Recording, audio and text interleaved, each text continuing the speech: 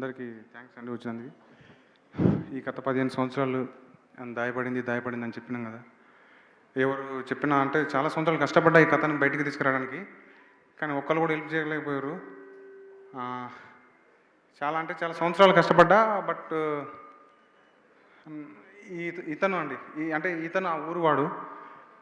అంటే పాపం ఆయన చాలా నా కోసం ఇప్పుడు చాలా రిస్క్ చేస్తాడు. ఎట్లా జరిగింది ఏందనేది నాకు మొత్తం తెలుసు. ఆ ఊరికెళ్ళి వచ్చిండు. సో ఆయన ఒకసారి మీకు చెప్తాడు. బాబాయ్, నీకు నేనున్నా, ఏం కాదు, నువ్వు ఎంత కష్టపడ్డావో తెలుసు, నువ్వు ఎంత ఎఫర్ట్ పెడతానో నాకు తెలుసు. ఆ తర్వాత నేను నా ఊరు ఎట్లా చూస్తుందో నాకు తెలుసు. బట్ దేవుని దయ, ఇక్కడ పెద్దోళ్ళు ఉన్నారు. నేనైతే నీకు ఏడోకు, ఏం కాదు, ఏడోకు బాబాయ్, ఏడోకు. సరే మాట్లాడు బాబు. నమస్తే.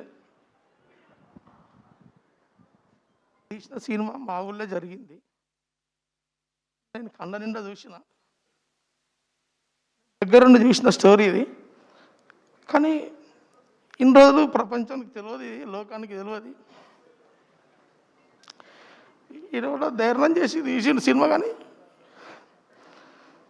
ఇది నిజానికి 15 ఏళ్ళ సంది మా కడుపులో మసులుతుంది. కానీ నేను చెప్పేటోడు ఎవరు లేడు, పక్కింటోడు కూడా చెప్పాడు పక్కింటోడికి. కానీ ఇటువంటి బాధ ఎవ్వరికి రావద్దు, పగనికి రావద్దు, పగని పిల్లలకు రావద్దు అని నేను కోరుకుంటాను. ఈనాడు 2-3 సార్లు వచ్చిండు మా ఊరికి. వచ్చి ఆ కథ గురించి అడిగాడు బాబా. అడిగితే ఎప్పుడు చెప్పలే పాపం. ఎండల మా సీన్ గాని సాహిత్యగాడు ఈయన నేను కొంచెం చెప్పిన. ఇప్పటికీ నేను ఒకటి చెప్పాలని వచ్చిన కానీ ముఖం దాచుకున్న చూడు సిగ్గు అవుతుంది. అరే లోకానికి చెప్పినవారు సాయిలు,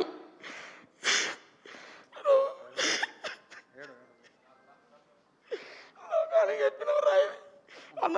లోకం అందరికి తెలియాలి. అసలు ఇక్కడ ఏం మాట్లాడాలో కూడా నాకు తెలుస్తలేదు. ఇంత అన్న